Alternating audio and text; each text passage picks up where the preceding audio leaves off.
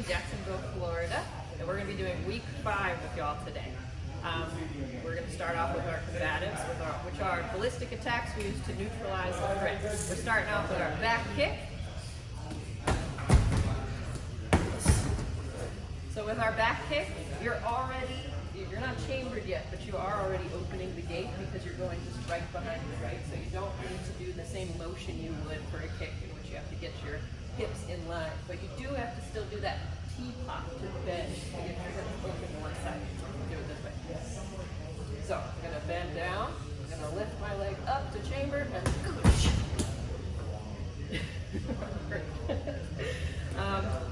it's funny with those students. Our next one is palm heel strikes.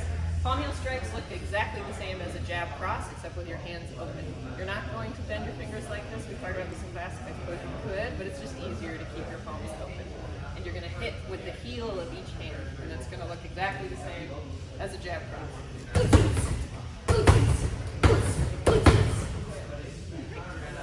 And our third one is headbutts. So we did more headbutts in what we did this week. Do you want me to do those? Great. So our usual headbutt, you want to hit with the top of your head here, and you're aiming for the bottom of someone else's face. So you don't want to just go straight into their face with your face. That'll just ring the bell. So always great to start with a ear smash on this. Why not? You're already grabbing their head, and you're going to pull them down into you, and you're going to jab up. I'm kind of short, so I just assume people are taller than me, so I come right up into it.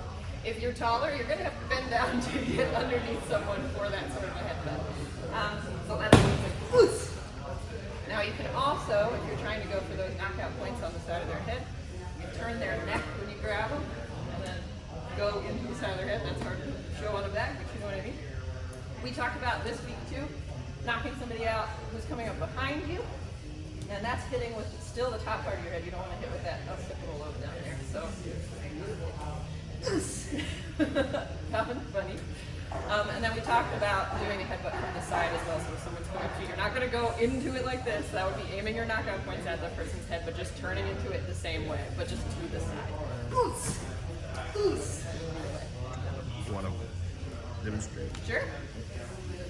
So when we do these combatives in school too, they've been telling us that we need to do the technical, which is to the air, which is what I was showing you. We do the impact, which is on the back, so we can get that resistance.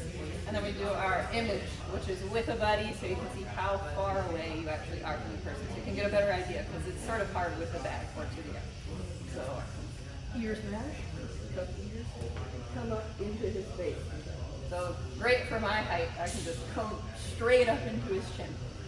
And then so if I'm turning him sideways, I'm come up into that knockout point. And then if I were sideways again, I'm going to turn into him just like that. And if he were behind me, I'm going to come up and try to hit the back of my head on that one. Great. Thank you, sir. And that's your combatives. Think someone's going to do defensive tactics? Hi guys, I'm Abby. I'm here in Jacksonville, Florida, working the Warrior Krav core programs. And today I'm going to talk about something in week 5 that we do called defensive tactics. Well, we do it every week, but this week we're talking about footwork. Now, defensive tactics are methods we use to deflect, intercept, or evade an oncoming attack. Something like someone's throwing a punch, you get out of the way, you slip. Today we're talking about footwork, like I said. So the first thing we're going to do is we're going to be in our defensive posture.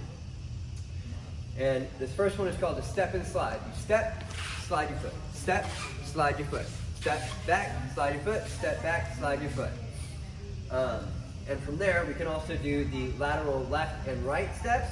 1, 2, 1, 2. Then from the lateral steps, it's the, sorry guys, give me 1 second. The step and reorient. So from your defensive posture, what we're doing is really pivoting, okay? Pivoting. I don't really like that description from the core book, but it's what we're doing. So you're in your defensive posture, you step with your back foot, step left, back position, step right, back position, and you can go all the way around in a circle. Now remember, your stance, if you're left-handed, you might be with your right foot forward. So you gotta practice both sides. Step, move, step, move, step, move.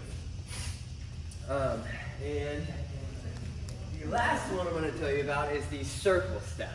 This one is, I actually like this one the most. It's kind of fun. So you're in your defensive posture, and you're going to lead with whatever your lead foot is in that defensive posture. You're going to step around,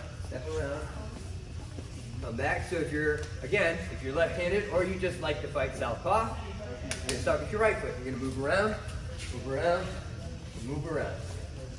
And those are our basic defensive footworks. Thanks, guys. Woo woo! Hello everyone, my name is Regine. I'm here in Jacksonville, Florida at the Warrior headquarters. Just got through going through the Warrior Krav class, and I'm going to go over, give you a little bit of self-defense for week 5. Self-defense means that an attack has been initiated against you, and it puts you in a situation of disadvantage.